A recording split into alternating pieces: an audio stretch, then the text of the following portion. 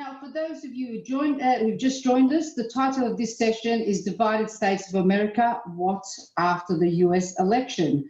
And this session will be a panel discussion featuring three speakers from the Black Lives Movement in the US and the UK.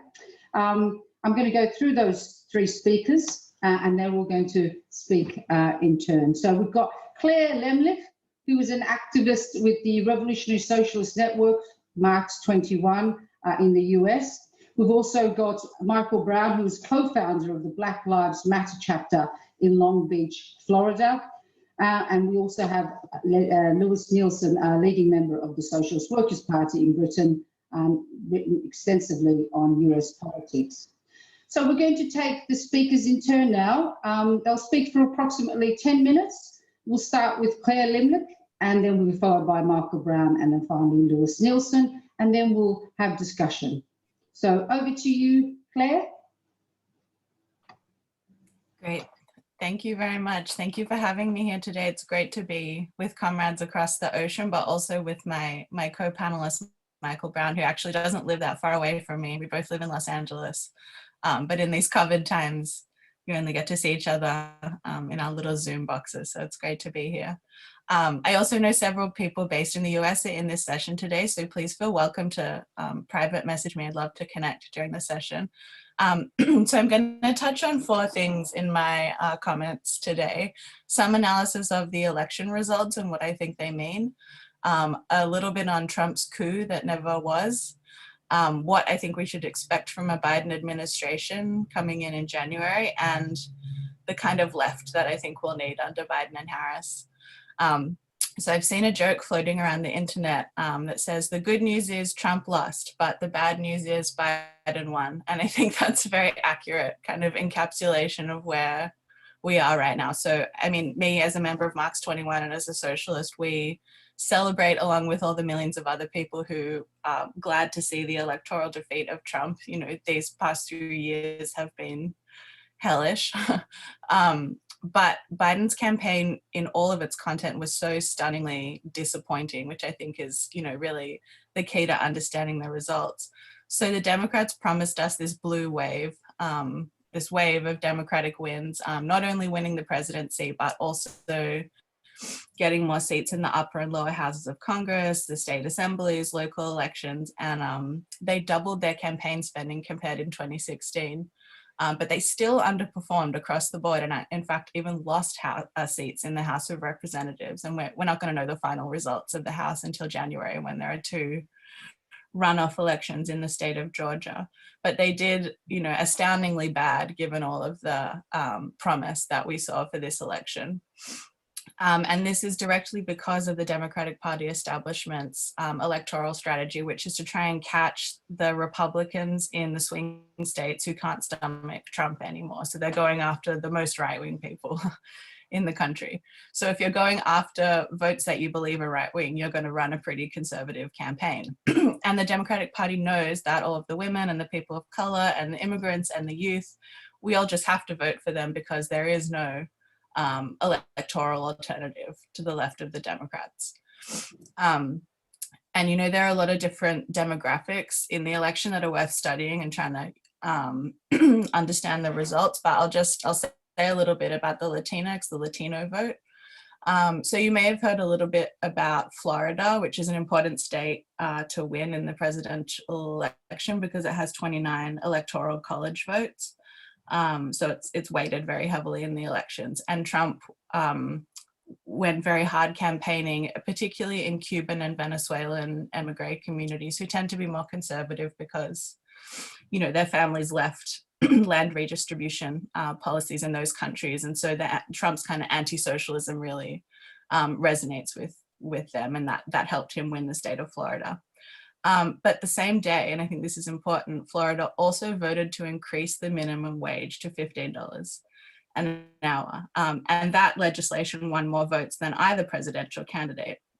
And the members of the Democratic Socialists of America, which is the largest socialist group in the country now with over 80,000 members, they say the fact that they were prepared to run a loud left-wing campaign about economic issues that working people are facing in the United States, and that's why they won the minimum wage rise. And Biden endorsed the minimum wage rise in Florida, but very quietly.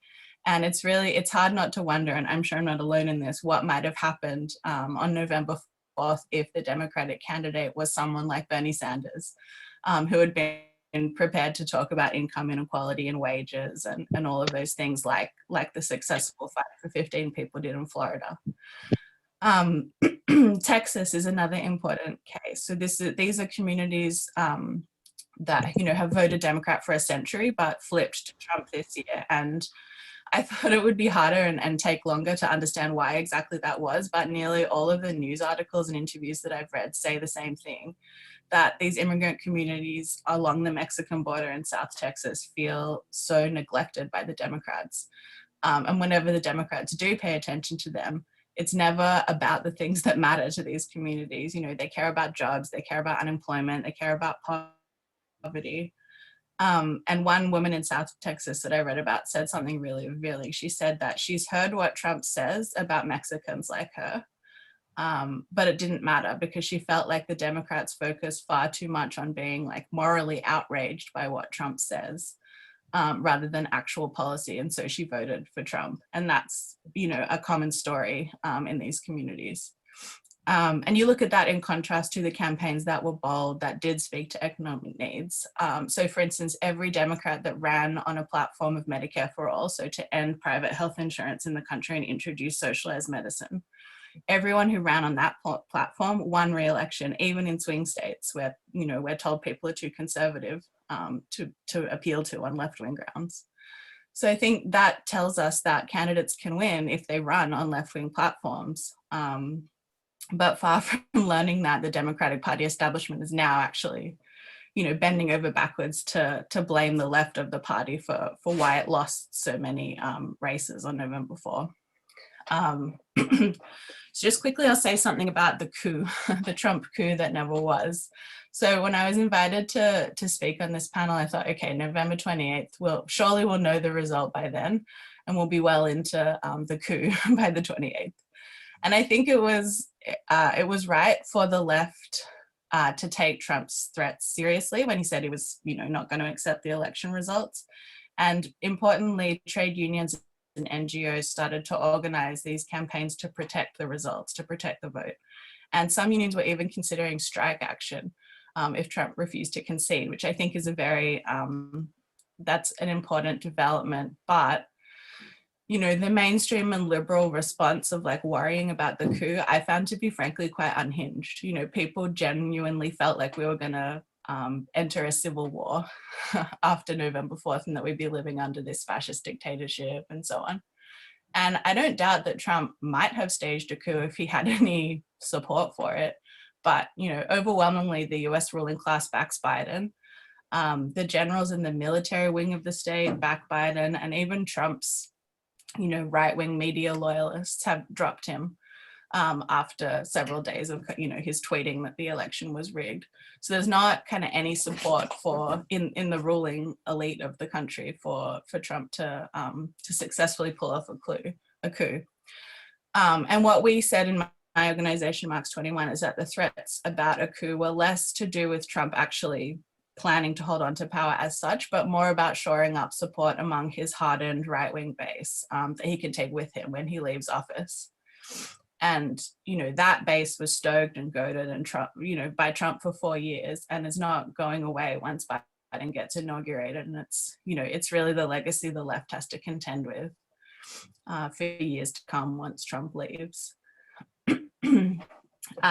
If people have questions about the coup, I can maybe say a little bit more at the end. But just a little bit on what I think we should expect from Biden. If you haven't gathered already, I'm not terribly excited about Biden taking over the White House next year, much as I am relieved about Trump losing. We're living in a very unpredictable period with the pandemic, this new economic crisis looming. But I think there are some things we can predict about Biden, partly because he's already told us exactly what kind of president he's going to be. He spent the entire campaign, you know, distancing himself from Medicare for All, distancing himself from a Green New Deal. His running mate, Kamala Harris, made it very clear she doesn't support defunding the police. Why would she? She is the police. She doesn't support ending fracking. You know, they're meeting with capitalists and Republicans left, right, and center to invite them to join their cabinet. So these two promise this return to the Obama neoliberalism, and I think that's exactly what, you know, they'll try to do. I think also Biden is going to try and reassert imperial interest in the Asia Pacific, in the Middle East, after Trump's kind of more isolationist foreign policy strategy. And he also has quite an ambitious spending plan, $7 billion spending plan, which is more than Obama or Bill Clinton before him. But I think even the small promises Biden has made is going to be very, very difficult to get through a Republican Senate. And I'm certain that he and the Democrats will kind of lean on the fact that they have a Republican Senate to excuse themselves for not getting any, you know, legislation passed while they're in office. I'm doing on time. Oh no, 2 minutes, okay. So the last thing I'll say is what kind of left that we need. So I'm in an immigrant rights coalition. I was in a meeting earlier this week, and you know, we all have very different perspectives on various political questions, but everyone there was kind of like, okay, back to work. Back to work under Biden. So there's a very strong awareness that, you know, Biden's not a solution to any of the crises that we face, but there is a debate about strategy from here. So the left of the Democratic Party is led by Alexandria Ocasio-Cortez. You probably know her as AOC by her initials, and she's extremely popular in the DSA, the Democratic Socialists of America. And she and many other DSA members kind of agree that Biden and the party establishment are, you know, criminals, but their solution is to get more progressive Democrats elected at all levels of government. But history tells us pretty strongly that progressives who work inside the Democratic Party end up getting changed more by it than they can change the party. And I obviously don't have time to go into like structural issues with the Democratic Party, but I did write an International Socialism Journal article earlier this year, which I encourage people to read if you're interested in that. So basically what we in Marx 21 have been arguing is that we need a huge, vibrant, multiracial, organized left outside of the two major parties. And electoral campaigns can be a complement to that, but only a complement. They can't be an end unto ourselves. And luckily, even in the darkest days of Trumpism, we have very inspiring struggles to draw from. The women's marches, the teachers' strikes, the Black Lives Matter rebellion. 1 in 5 people have been involved in a protest since Trump took office. So these are the seeds of the struggle that I think we need to build today. So, you know, if you agree with what I've said and you're based in the United States, please check out Marx 21. We meet on Thursdays. We'd love to have you in our meetings and have you join the organization. So I'll leave it there. Thank you, Claire. Thank you very much for that. A fantastic overview of what happened during the elections and the aftermath, particularly in the Democratic Party. I'm going to now bring Michael to speak. And again, Michael will speak for about 10 minutes. All right, great. Fatima, is my audio good? I know sometimes it acts up. You can hear me? Okay, great. Thanks so much for the introduction. Also, I want to thank everyone with the SWP and also Marx 21 and also just overall the Marxism Festival. I look forward to watching some of the events throughout the weekend and, you know, trying to get just some international flavor in terms of, you know, how y'all see everything happening over here in the U.S. and, you know, maybe where we can find some points of agreement and solidarity so that we can build after this event. But yeah, just first off, it's good to follow Claire. Claire is definitely a comrade, you know, who I've worked with for years, and I just want to give a shout out also to Hector as well. Looking forward to hearing his analysis. And thanks to everybody who's attending. But yeah, this by no means will be an exhaustive talk. I mean, there's so many directions and so many things to discuss around this election. Michael, I'm sorry to interrupt you. Could you move away from the mic slightly? It's okay. Oh, I didn't make. Actually, is this better? Yes, that's better. Yeah, Thank sorry. you. Yeah, the audio's been acting up. But yeah, so I'll just delve into it. So I just want to talk about more so just following up with Claire was just discussed in terms of just laying out the lay of the land. I want to talk about the state of what's happening now on the ground in this country. So I'll start with the whole notion of a lot of activists and people who voted for Biden centered around this idea of pushing Biden to the left. I'll also be talking about, the Democratic Party as a vehicle for change. And then just I'll wrap it up talking about, sort of the prospects from where we go from here and what the struggles may look like. So just first off, as many people may have heard, and you heard this from a lot of the luminaries on the left in this country, folks like Angela Davis and Cornel West and many others, this notion that you could push Biden to the left or, hold his proverbial feet to the fire. And the rationale behind this thinking, at least this election cycle, it's something we hear every 4 years, but the rationale is that we were going to, quote unquote, choose our opponent. So the thinking went that, this wasn't so much a vote in favor of Biden, but it was actually a vote more so against Trump, with the promise supposedly to fight Biden once he got into office. But I'm going to point out some of the problems with that and not just right now in our current state of what we're dealing with, but also in terms of the past as well. So number one, I think the number one problem with that line of thinking is it doesn't really fully account for just how right-wing and centrist Biden has in fact been for, more than 40 plus years in office. I mean, this man is not an empty vessel that you could simply just start pouring ideas into when it comes to, corporate finance capital in this country. He's aligned himself with deregulators and also the credit card industry in his state of Vermont for years and years, or not Vermont, but Delaware, on issues such as, criminal justice. Biden has found himself in leagues with some of the most reactionary elements, in this country's history, over the last 30 to 40 years. Another problem with this strategy as well is right now in this country, or in definitely within the last probably century, outside of the social movements, that have risen up, for brief periods of times, electoral politics is a pretty hegemonic idea in this country. So I think a lot of people who say things like, they want to hold candidates' feet to the fire and they're going to push them left. I don't think many of them really have any idea of how to even go about doing such a thing. In fact, most of their ideas about, quote unquote, pushing candidates to the left just involve more elections. So you're seeing a lot of that right now with the runoff races that are happening down in Georgia.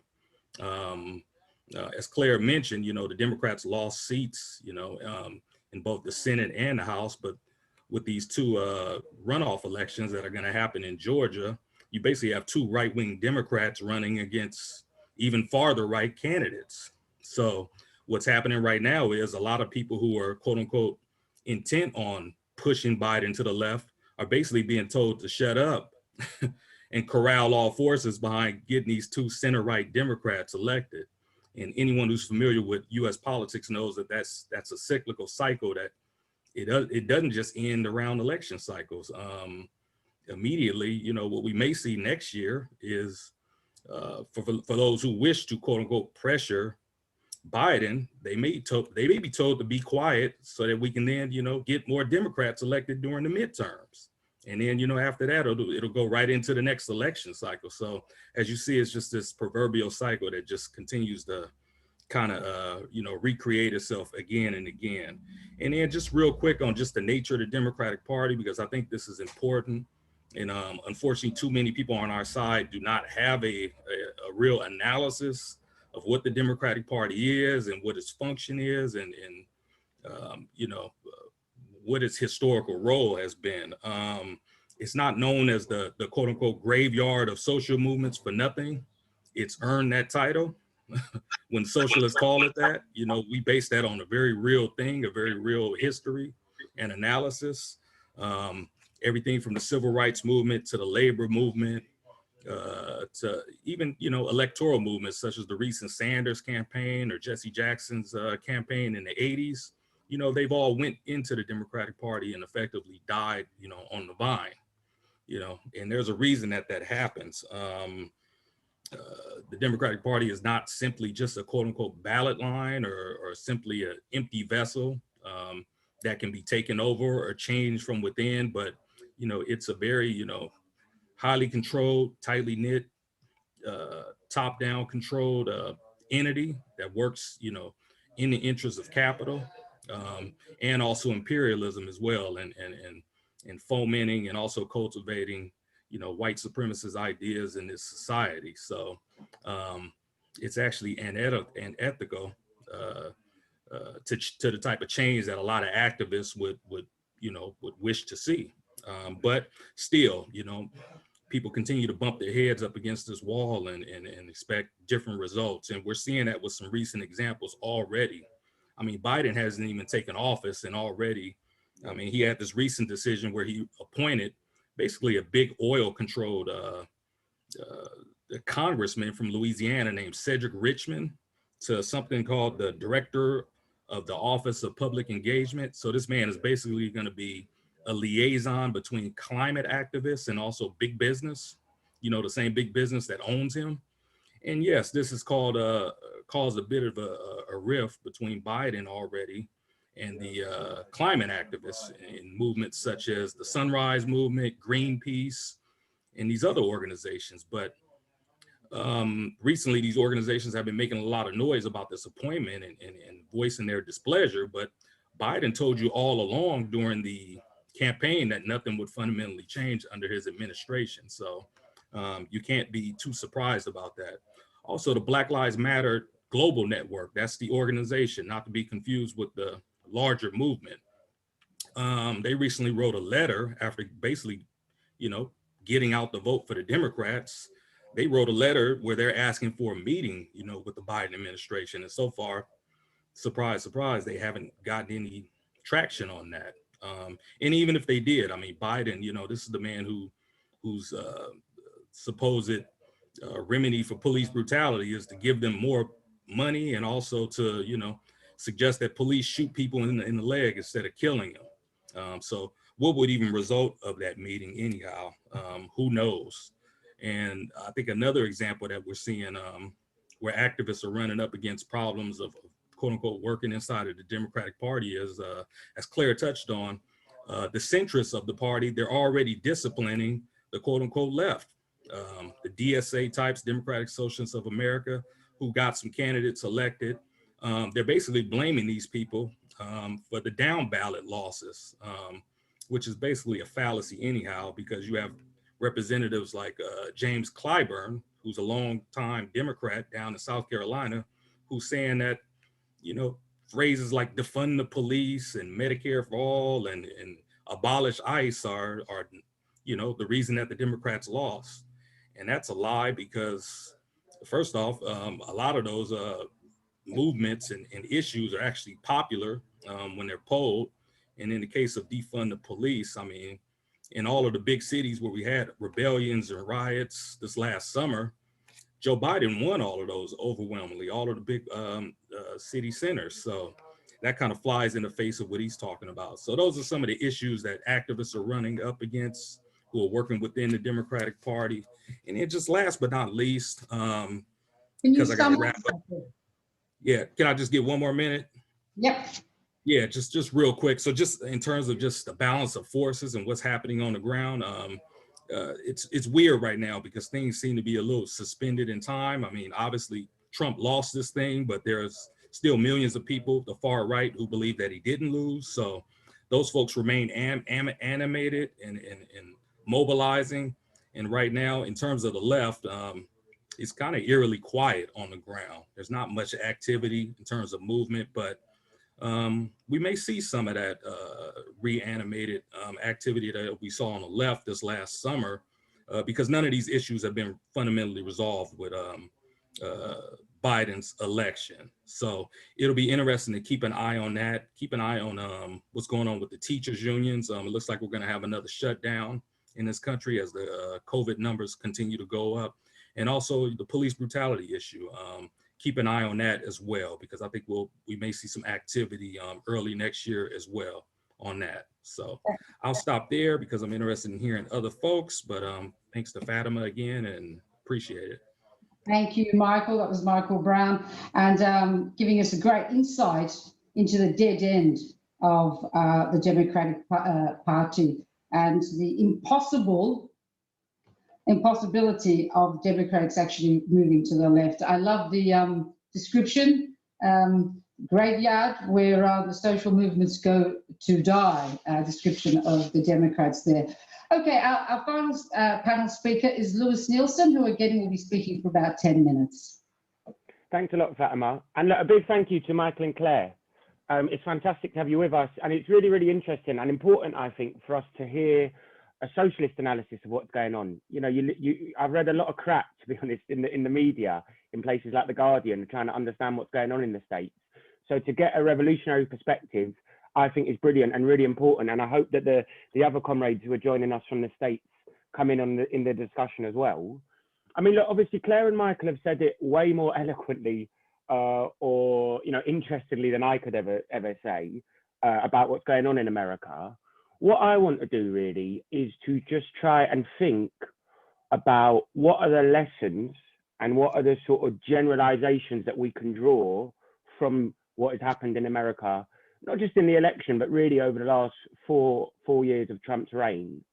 And I think the first thing we have to say is that the election result 3 weeks ago, I think it emphasized the resilience of right-wing populism and the racist right that we see at the moment.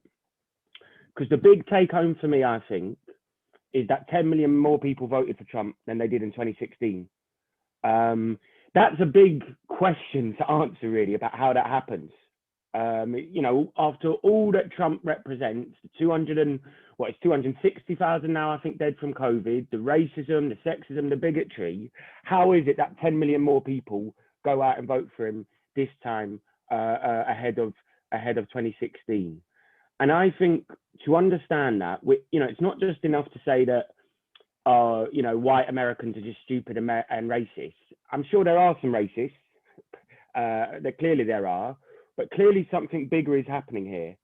And I think we have to understand that Trump's message of economic populism, i.e. of bringing back, you know, the jobs, the industries, the factories and so on, coupled with a nasty toxic racism towards Mexicans, Muslims and so on, that was able to really tie together and mobilize quite a significant base of the US working class and obviously sections of you know, the lower middle class as well.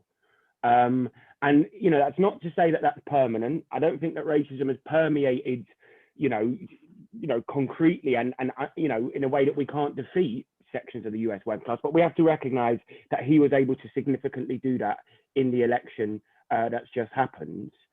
And because of that, I think we have to understand that Trumpism won't disappear with Trump on the 4th, you know, just the fact that he's gone, he'll leave on the 20th of January. His legacy of Trumpism, I think, will continue. I read in The Guardian an article straight after the election saying that basically Trump was an aberration and now we can go back to normal, that we had 4 years of Trump. Oh, that was a mistake, wasn't it? And oh, why do people vote for him? But it's all right, we're now back to Joe Biden. This fails to understand the processes that are going on in the radical right in the US. It's, you know, we can laugh at Trump for not accepting the result, but I mean, I'll be interested to hear what the American comrades think. Clearly, he is hardening up a layer of his base to not accept the result with him and to the idea the election was rigged.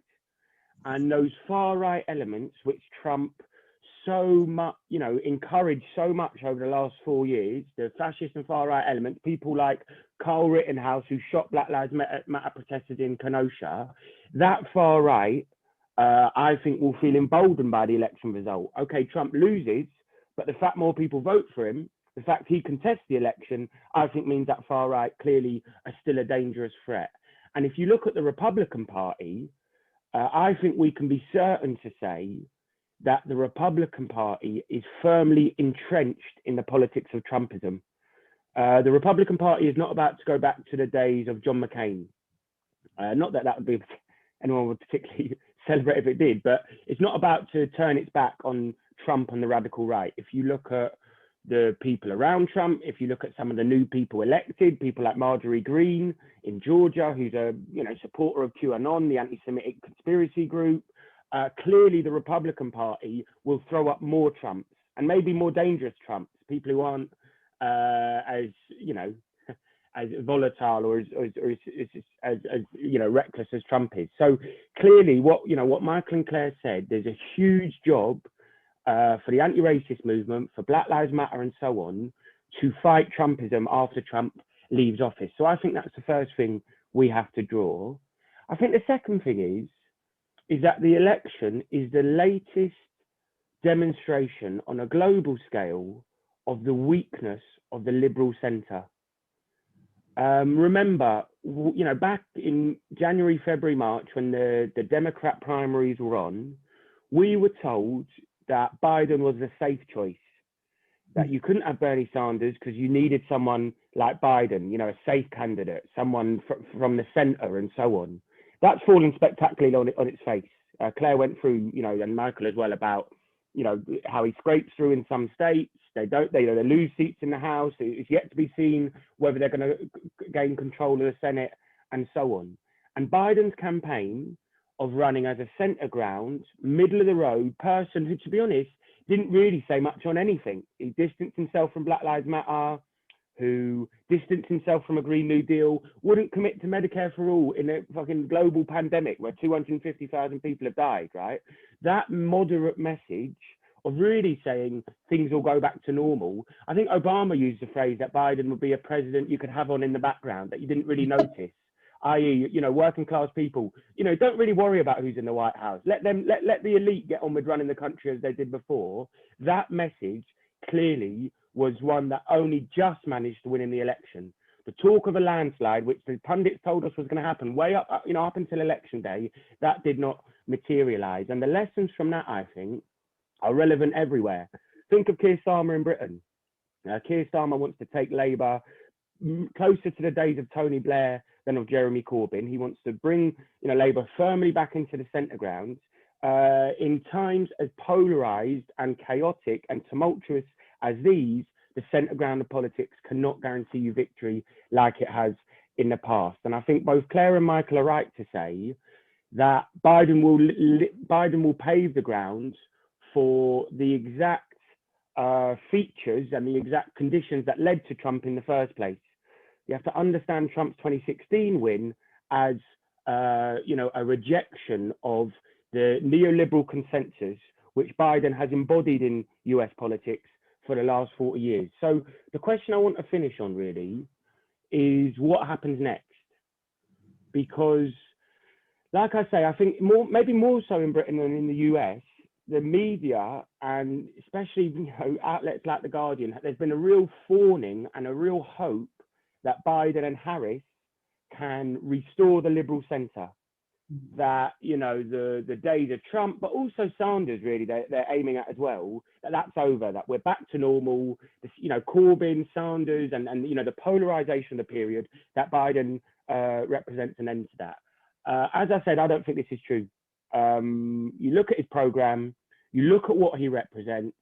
Biden, I think, will create more conditions for populism to emerge on the right, but it might also create more conditions for us on the left to organise. And I was reading, I saw someone reading an article, I think in the New York Times, saying we've got to give Biden a chance. The guy's had 40 years, to be honest. You judge people on their record. This isn't some outsider. This is someone, his record in the 1994 crime bill, working with segregationists, dragging the Democrats to the right, Harris as Attorney General in California. We, I think, know what to expect. So therefore, the key question is that there will be immense battles to come under a Biden presidency. And what Claire and Michael talked about very eloquently, How do we best prepare for that? And I'll be interested to see what the comrades from America think, because watching from afar, there's been a real horror to see in America over the last 4 years, all the stuff that Trump represents. At the same time, though, I've been quite inspired by looking at the hope that has erupted in America. The Black Lives Matter movement, first and foremost, the climate change stuff we've seen, you know, the Sunrise Movement, the climate strikes, the teachers' strikes that Michael alluded to, the interest in socialist ideas. It is those things, I think, that offer the key way of not just fighting against what remains of Trumpism, but also against fighting against what is likely to be a corporate and neoliberal administration under Biden. And I think the task for socialists, rather than fighting in the Democrats and pulling Biden leftwards, if, as Michael said, there's no hope to that strategy, the real task and the focus, I think, and the same applies here, is to build on those movements, to see them as the fundamental way to change things. They're the real things that have delivered change in US society throughout history. It's to build those movements and to fight for a politics which breaks from the Democrats rather than tries to incorporate into them. So I'll leave it there, and I'll be really interested to see what people have to say in the discussion. Thanks, Fatima. So the first person I'm going to pick is Ianus. I apologize if I've said your name wrong, Ianus, and I think you're from America. You're from Marks 21. Do you want to go ahead? Try and keep your comments and questions to 2 to 3 minutes to allow as many people to contribute as possible. Yes, hi, Yanis, yes, from New York, March 21. Thank you for this wonderful discussion. I think that, you know, the Trump administration's, you know, the Trump era has been really one of a continuous nightmare scenario after another, and that is absolutely true. But what is also equally true, it has been a period of polarization and resistance. Not only with the women's marches, which started right after his inauguration, but under the leadership of Miller and Steve Bannon, two white supremacists in the White House, Trump instituted the so-called Muslim ban, and prohibiting people from 7 countries from visiting the United States, even in cases, these were American citizens with double citizenship. And, you know, as soon as this was announced, a mass movement erupted at the airports. In New York City at JFK, 7,000 people went to the airport demanding the release of the detained people by the border, you know, cops. And this movement erupted in airports all across the country. The riot police had to be sent in to suppress this movement in Seattle, in San Francisco, in Texas.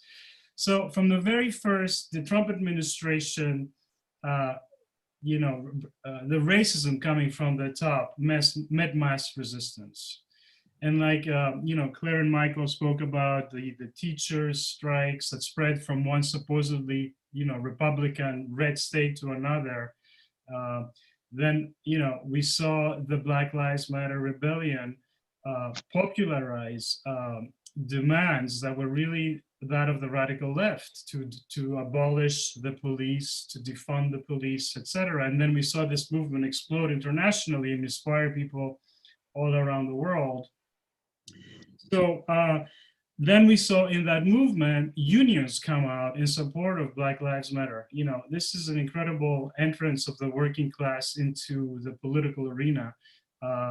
And I think it really shows what speakers have been saying about where do we look for change, right? We cannot obviously look to the Democrats because the Democrats lead to Trump. It was, you know, Hillary Clinton's pro-status quo politics that led to her defeat, where, you know, Obama had won, for example, in the so-called Rust Belt. So, but we can always look, we have to look to people from below and the movements. And, you know, the problem, of course, now is, like, as Louis said, that we have a resurgent far right in the United States. And this is definitely Trump's the legacy of Trump, and there is definitely going to be a need for to build a united front, or unity in action with people who voted for Biden, of course, in many of those cases against the far right and the fascists.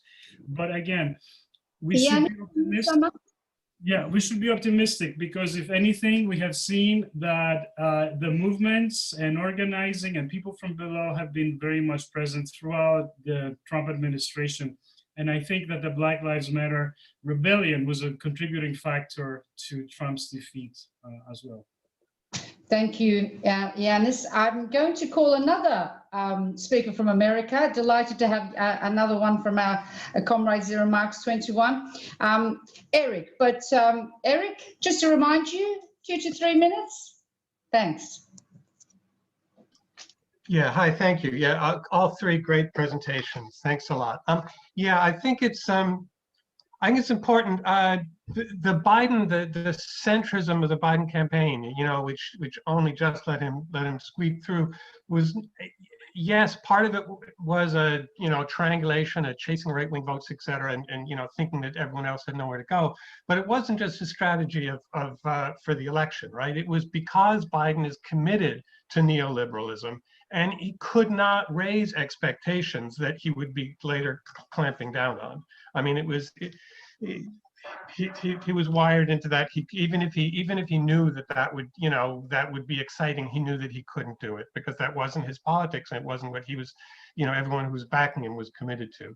And that was disastrous, not just for the campaign, but even more importantly, it's disastrous for the rise of the far right under 4 years of Biden. Because we had a lot of these right-wing groups that started to mushroom, to multiply under Trump, and had unprecedented ties to the Trump administration. There were attempts to kind of unite the right around Charlottesville, and really they were beaten back after that. There is an anti-fascist movement, and not nearly big enough. But when they were small and trying to do this, we did manage to deplatform people, set them back a little bit. But they emerged, not so much the alt-right this time, but the kind of the militia movements, et cetera, under COVID. And they were able to use the economic crisis around COVID to be part of these reopen movements, et cetera. Against the, even though it was under Trump, they were saying it was against the Democratic governors, et cetera, and able to connect with the kind of Trump. The far right was definitely instrumental in that, and sometimes bankrolled by some businesses in connecting with largest Trumpists around that. And if under four years of Biden, there were some divisions in the far right about how much they should be allied with Trump and how much with the police and how much they're kind of traditional Nazis. Under 4 years of Biden doing absolutely nothing for the working class, it's really dangerous situation for them to consolidate and grow even further. And I think, yes, as Yanni just said, we need to be building broad movements to smash them while they're to stop them from doing that kind of from building in the street while we can. But there's also the left also, I think, needs to take those economic to tie those economic questions to politics the way they did around COVID on the right, and the way Trump did around the right. So that you see Biden, he's saying, well, I believe there's such a thing as global warming. His policies around that are nowhere near enough, but he looks better than Trump. But when he's standing in Pennsylvania, his idea of getting working class votes is to say, I'm not against fracking. And that's actually putting a division between working class ideas and kind of progressive politics. He will not talk about a Green New Deal, which, although it's not enough, is at least a way of talking about, of uniting environmental policies with jobs. And the same thing with racism. He can, weakly criticize the worst of Trump's racism, but not talk about how racism is used to divide it, not link to the energy of Black Lives Matter. I think that's what the left needs to do, is get involved in those movements, but show their link to the working class, because you need both the working class issues. You need both that kind of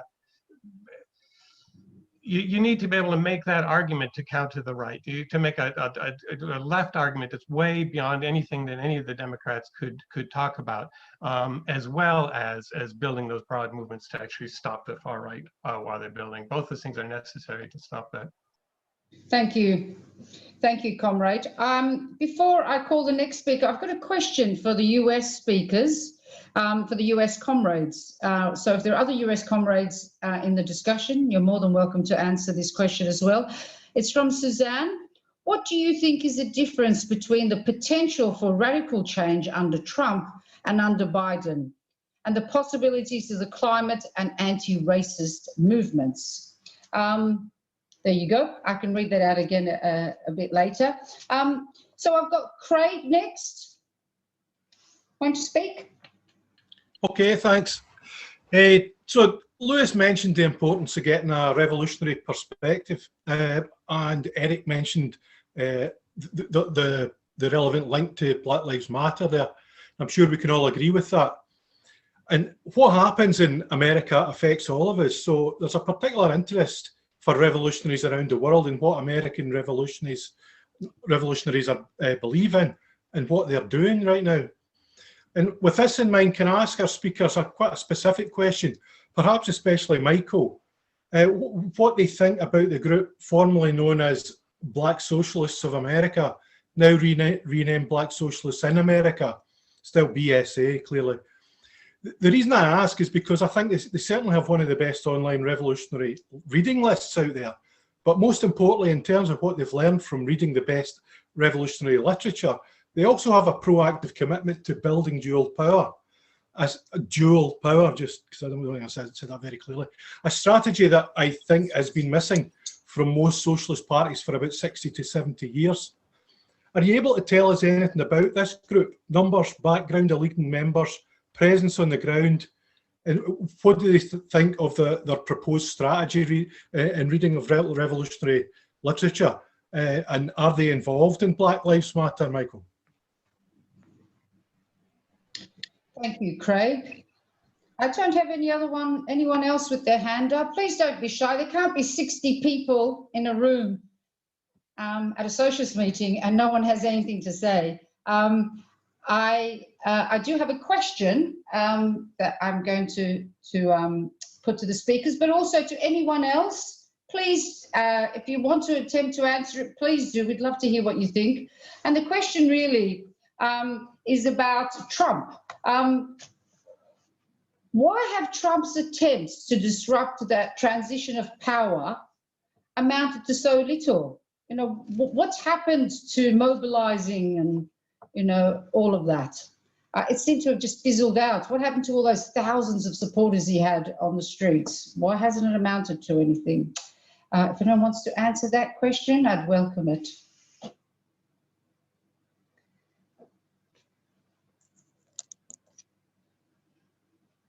Anything else? Oh, here we go. Thank you. Donnie, you can speak next. Yep, thanks. Yeah, it's we often talk about the Labour Party and, as being somehow different from the Democrats. I suppose it's a question for the British comrades rather than the American ones. I mean, with Starr in charge of Labour, is there an essential difference between that and the Democrats in the States? I know that the connection with unions and all those sorts of things is slightly different, but I'm just wondering, in terms of politics, do we see the Labour Party as in the tradition of Biden, standing in that tradition now? Because Tony Blair and all the rest of it, you know, if you want to talk about neoliberalism, he ran them pretty well compared to the Democrats. So it's just a question, can you see an equivalence between them? Thank you, Donnie. I'm now going to call Jade. Thanks, Fatima.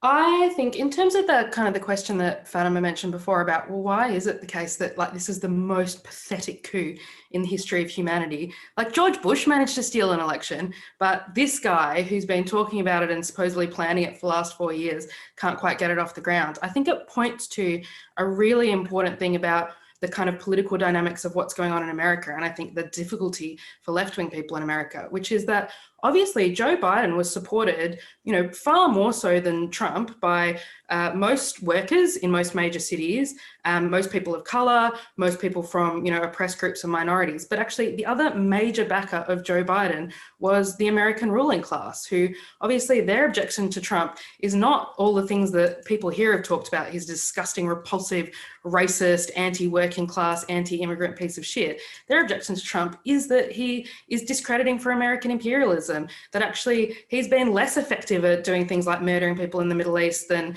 Joe Biden did last time he was in power, or the whole kind of last litany of both Democrat and Republicans. And you can see in so many ways the support of the American ruling class and the American ruling institutions for Joe Biden. You see that through campaign donations, the huge donations the American ruling class made as individuals and through their institutions to Joe Biden directly in his campaign. You see that through the fact that all of the key institutions that make up American capitalism have been campaigning against Trump, which is not to say that there aren't individual capitalists who don't like him, but the key institutions have been campaigning against Trump. When Fox News says there's a vendetta against Trump, well, there's a real element of truth in it when you have the top 5 members of his campaign staff are all in jail or, facing prosecution by the courts.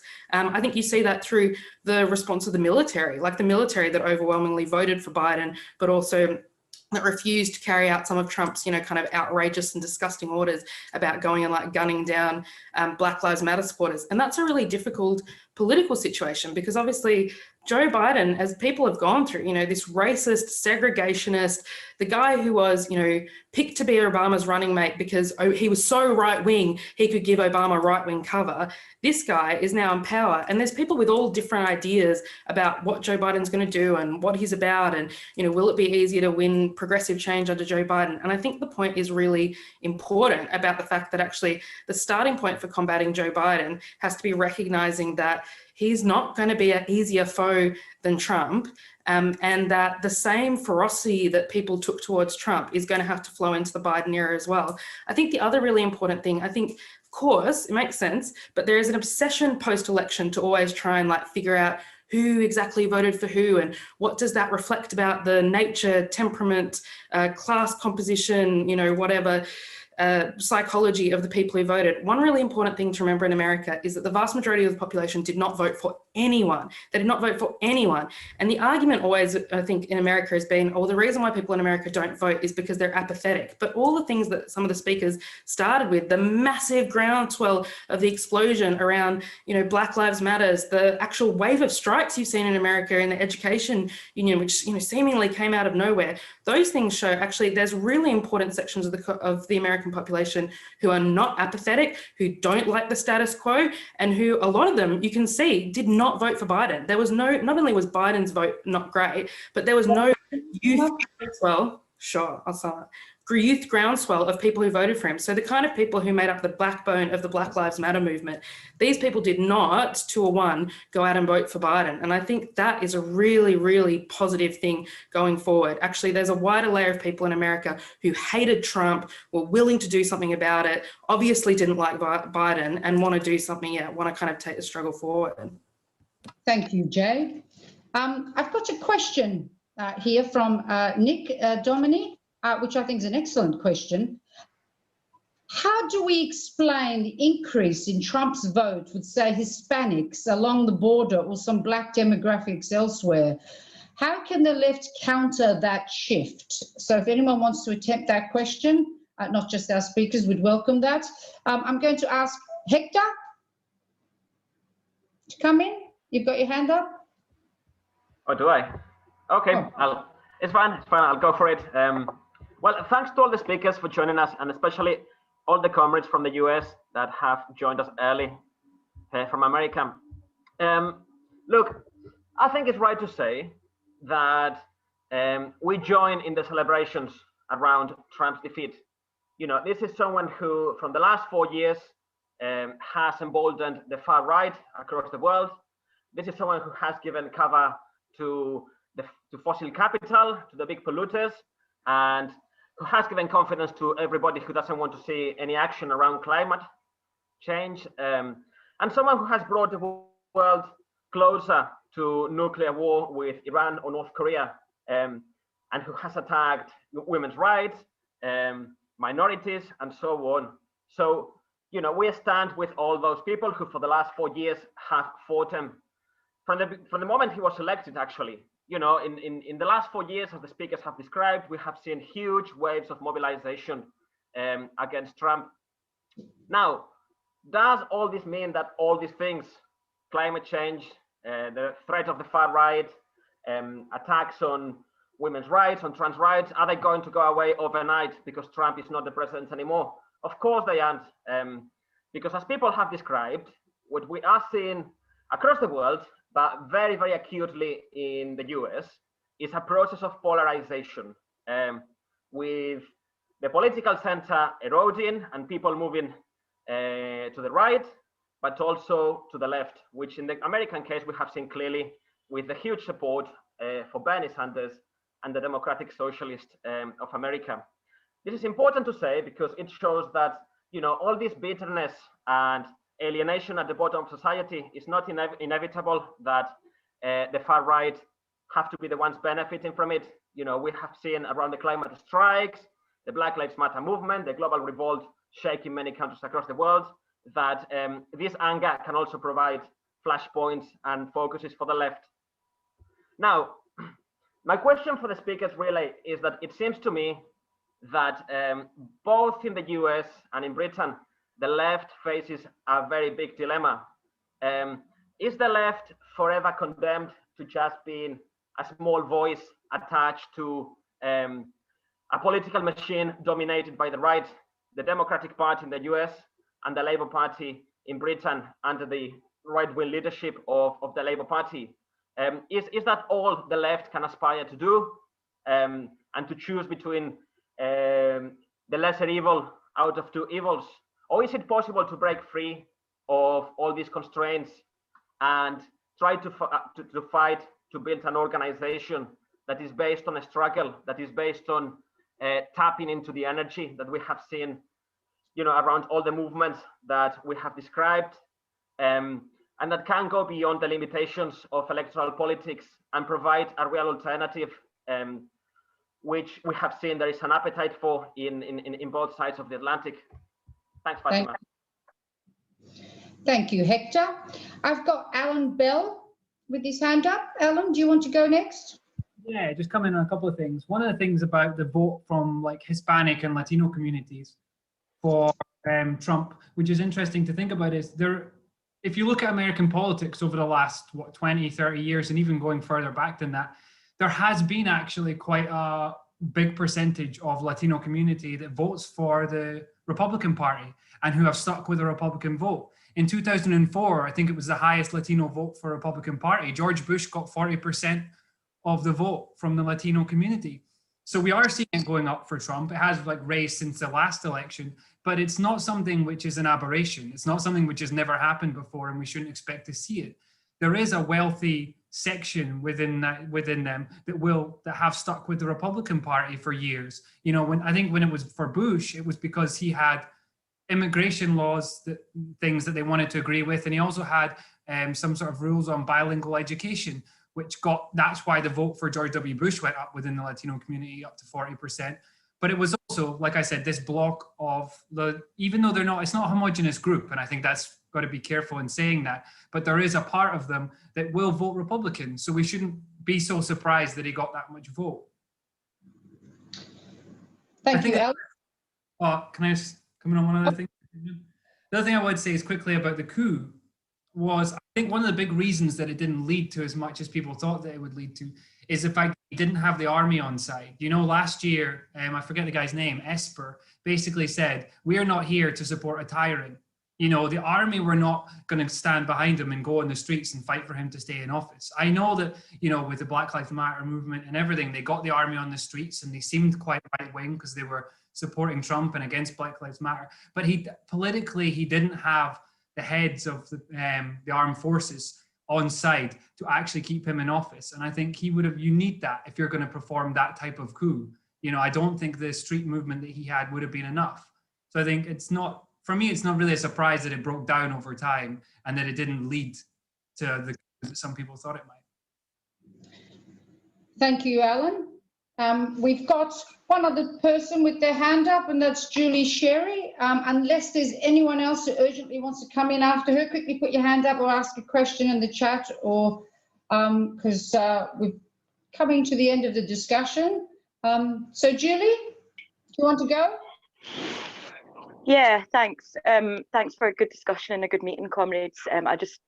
People obviously have covered quite a lot about looking at the situation in America itself, and I just wanted to try and draw out some of the general lessons, I think, because the scale of what's happening, what people have described, the crisis, the system, the old mainstream neoliberal establishment that can't really hold things together anymore as the crisis accelerates, and that their solutions are failing people. If you look at what Biden represents, what Clinton represented at the last election, what Starmer represents here, is this sense that, oh, everything's got a bit out of hand and what we just need is a return to normal, because, the class that they represent and the kind of people that they represent in the world just want to all to return to normal because normal was good for them. But actually, for ordinary people, I mean, you look at some of the places, some of the poorer sort of communities and areas that still voted for Trump and so on. You can see this polarization that people talked about, and I think it's really important for us to understand the kind of systematic role that racism plays in this situation. I remember thinking this when we look back to when Johnson when Johnson won the election in 2019 in Britain, was how could this have happened after so long? How could people go through 4 years of Trump and still vote? And I think that question of how for a long time establishment racism has been used as a crutch by the ruling class in order to create division, in order to create another explanation than there's a problem with their system. And so I think the sort of shift of racist populism into the helms of the establishment, which obviously Trump is the biggest example of, but also if you look at even Johnson's section of the Tory party and the policies that they've tried to ram through, the fact that Priti Patel has talked about erecting offshore detention in the sea, the attacks on so-called left-wing activist lawyers over the question of detention, refugee rights and stuff. There's a whole list of stuff, including Johnson's comments and everything. And I think this is creating a growing space for the far right. We've got the new development at the anti-lockdown movement, and it's you can look at all that and think, oh God, it's bloody awful. Do you know what I mean? That the right's on the rise, and there's real dangers here, and it's true that there are dangers here. But I think that we have to remember that polarization is a double-sided thing, and that there are these huge movements that people have talked about. The Black Lives Matter movement, obviously, particularly has encapsulated how many people want to align with anti-racist politics, and the climate movement has shown how many people want to align with, not having a world that destroys itself or a system that destroys the world we live in. So I think that we have to look at the question of, I don't have time to go through it, but obviously examples like what happened in Greece with the defeat of Golden Dawn, or what happened in Austria with the driving back of the FBO, who lost a massive chunk of 23% of their vote recently. This is in the wake of mass anti-racist movements that have been built, rooted in sort of the unions and all sort of sections of society, bringing together unity. And that's the kind of movement that we need to build, but we'll need to have socialists at the heart of it, because the system is screwed. Thank you, Julie, for that, and sorry for interrupting you. I'm going to now bring in the speakers in the same order that we called them earlier. But I just want to say, if there's anyone out there who is not a member of the Socialist Workers Party and wants to join the Socialist Workers Party, there will be some information on how to do that in the chat box coming up. And if you do want a better world than the shitty one we've got at the moment, we're free of the Bidens and the Bushes and the Blairs and the Trumps, and be part of an organisation which actually wants to bring about real democracy, please join the Socialist Workers Party. Or if you are in America, March 21. And I think if you go into the chat and up, you'll be able to see some information about how to do that. So I will come back again at the end and just mention a few things. But before I do, let's go back to the speakers.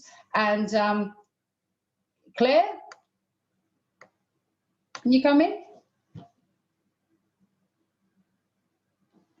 Something wrong? Clare Lemlich? Okay, I couldn't unmute myself. I got it. Okay. Got it. Yeah, I'll try and answer some of the questions that have come up. Thanks for the discussion. It's been really great. So I'm mostly involved in. Ooh, my cat wanted to join the discussion.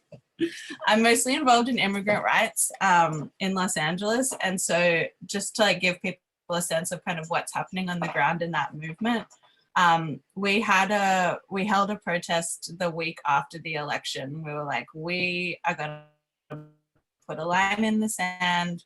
We're out on the streets day one after Biden gets elected. He said that he's going to, end the family separations, but the cages that those children are in, he built with Obama. So this is an anti-immigrant administration that is coming in for all that they have said about immigration.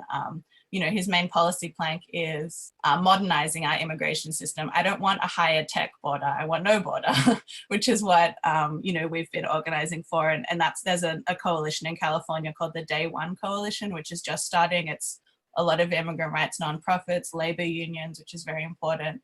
There's a lot of demand. They're about holding Biden accountable for his election promises. And I agree with Michael, like the idea of inside the Democratic Party or trying to organize through the Democrats, I don't think works, but I think we do need coalitions and united fronts that link up people who are anti-Biden from the socialist left like us, but links up with people who are maybe reluctant Biden voters, maybe enthusiastic Biden voters. We need a movement that cuts across those lines, that brings more people into the immigrant rights movement, because there will come a day where people get disappointed in Biden, where they feel sold out by Biden. And we don't want them to just go home and say, like, I'm done with political organizing. We want them to be in our movement and to join the anti-capitalist left pole of the movement that has an answer to Biden and Trump, that has a socialist solution to the problems of, that we're facing in society. So like when we talk about holding Biden accountable, it's less about holding Biden accountable and having something to say to all of the people who are going to be disillusioned by a Biden administration. I said this in my comments at the beginning, but the situation with the far right is still extremely dangerous. I agree with what comrades have said. Trump had the highest vote of any losing candidate ever. So that's still a huge, huge base that exists out there for Trump. So these people are angry. It's America, so they are armed. And they genuinely believe that the election was rigged and that they are the wronged party in this situation. And they, I think will be very dangerous. And that's something that we're building united fronts against right now. Yeah, and just, I guess, just to wrap up, I think what a comrade said earlier, the fact that a Biden administration is paving the way for another potential Trump administration, I think is true. And we may end up with a Trump who is more competent than the one that we've just had, which would be much more dangerous. So, the next couple of years under Biden is not a time to sit back. It's a time to fight and make sure that we don't end up with, what we ended up in 2016. So we'll do our best. Thanks, everyone. Thank you, Claire. That was grand. And we'll now move to Michael Brown. Sum up. For sure. Thanks again, comrades. It's a pleasure joining you. And I hope everybody enjoys the rest of the conference this weekend. So I'm going to jump into some of the questions because I find these really interesting. But somebody asked about the Black Socialist group here in America. In terms of them building dual power and doing political education online. So to be honest with you, they don't have much of a street presence. I think it's a pretty new group. It's like a lot of left groups that kind of sprung out of the excitement around Bernie, although I don't think they officially back Bernie Sanders. But to be honest, I haven't seen any presence on the ground amongst this group. A lot of their activity seems to be based online around things like political education and some of those ideas you talked about with quote unquote dual power and also mutual aid. So, I mean, I think that's a good thing. Younger Black people, millennials, and especially just like younger white people are polling, left more and more, as these polls come out and, different ideas of socialism abound. So I think it's a good thing that they exist, but I haven't seen much street presence from that group. I didn't see any banners or any any presence at the national protest that happened, you know, during the George Floyd rebellion. So that's all I have on them. Another question I thought was good. Why did Trump's attempt to sort of foment mass mobilizations after the election? Why have they resulted in so little? I think we got to understand Trump supporters, you know, in a lot of ways, you know, just like with the Democratic people who voted for Biden, you know, they're not a monolith either. There are people who are really hardcore for Trump, you know, those in the crazy conspiracy kind of QAnon movements and, you know, the factions of the you know, the fascist right, like the 3%ers and the Proud Boys, but that doesn't represent all the ranks under his coalition. There's a lot of people who just didn't like Biden, just like they didn't like Hillary 4 years ago, who voted for Donald Trump. So, I mean, that's not real support. Those folks are not willing to get out in the streets and be stormtroopers for him. So, as many have talked about during this meeting, I thought the whole talk of a coup, you know, I thought a lot of it was hyperbolic. It was really overplayed by sections of the liberal left, especially. So Trump doesn't have an army of people willing to hit the streets for him, even though he had a lot of people who voted for him. But that would be my explanation for that. And then also, I find this other question interesting as well, the increase in his vote amongst particularly Black people and also, you know, what's known as Latinos or Hispanics. And, you know, I think the numbers are still coming out, but I think we have to disaggregate those numbers. There's upper middle class kind of sections of both groups, particularly with Black people. You know, we're not all the same. We don't all have the same class status or class interests in this country. So again, I haven't seen the numbers in terms of explaining why he got an increase in Black voters. But I think one reason is just because surely more people voted this time out. And secondly, like I said, there's sections of the community that, you know, they like things like tax breaks. You know, it actually is in their class interests. There's a smaller reactionary movement in the community that is anti-immigrant, that does think that immigrants, quote unquote, take jobs away from Black people. So yeah, that probably spurred on some of that support. And how can the left counter this? That was the second part of the question. I think the left should counter that just the way that we counter, you know, a lot of the displeasure in the Democratic Party. We have to present programs and struggles and organization that can actually solve these issues so that people aren't, you know, won over to reactionary ideas or crazy conspiracy theories like QAnon and you know, all sorts of issues that are against their direct class interests. So easier said than done, and we can't flesh that whole thing out. But I think, you know, those are some of the bare outlines of what we need to get into and in terms of presenting a real alternative to push struggle and working class interests forward. And then is the left forever condemned to being constrained by lesser evilism? That was a question. Let's just say I hope not, because if so, then this is all for naught and it's all a moot point and we should probably just give up. But I don't believe so. There's a history in this country, you know, these movements haven't gone far enough, but people have been able to break out of those constraints. And oh, we got that. Okay, no problem. Information, signature, and date inventory. For sure. Thanks. Sorry about that, y'all. But yeah, people have shown some brief examples of being able to break out of those constraints. So we just got to build upon that history and try to, you know, duplicate it and grow it. So I'll stop there. Thank you, Michael. Thank you for that. And our final speaker, Lewis Nielsen, is going to sum up. Well, look, thanks a lot, everyone, and a big thank you to Clare and Michael. I hope I see you guys soon on Zoom somewhere. But it's been fantastic to hear you both from the States. Look, just 3 points I wanted to finish on, really. The first is around what happens with the far right. I found Eric's contribution really interesting about the sort of movement, you know, and then the different coalescing and whatever on the far right. One question, I guess, is what does Trump do? Because, well, whether this is true or not, but the insiders say that in 2016, Trump had no plan to actually win the election. He thought it was certain he would lose, and he saw it as a way of boosting his political profile. And that, you know, he had the idea of going on and doing the, you know, regular talk show on Fox and getting a political base around him. Obviously, he's now got that because he's had 4 years as president. What will he do with that after the election? We in the SWP don't consider Trump a fascist, but no doubt he has gone further than any Republican in terms of coalescing a marriage of the sort of Republican right, Tea Party figures, and the radical right, the far right, and including fascists, you know, groups like the Proud Boys and white supremacists and so on. Now, what will he do next with that? Even if the Republican Party moves on from him, Trump has no doubt millions of supporters which he has hardened up, and that is a worrying prospect. And I don't think he's a fascist at the moment, but his direction of travel is to be seen, isn't it? So clearly the anti-fascist movement that Eric talked about is incredibly important. It's worth saying though, like the European projects of fascism, like Golden Dawn or the AfD in Germany and so on, there will be tensions on the right as these as these organizations try and marry up different forces, and there will be tensions which the left and the anti-fascist movement can exploit, and that's something that is really important for us.